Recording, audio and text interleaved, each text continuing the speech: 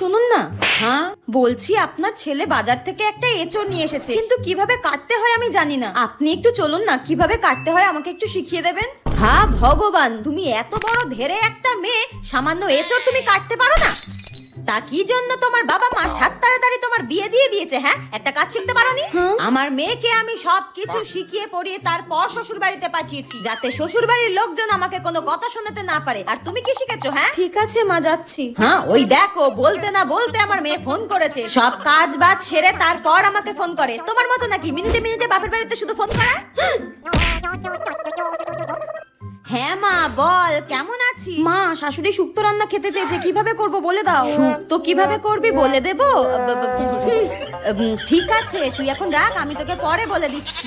ওই কেমন আছি জিজ্ঞাসা করছিল।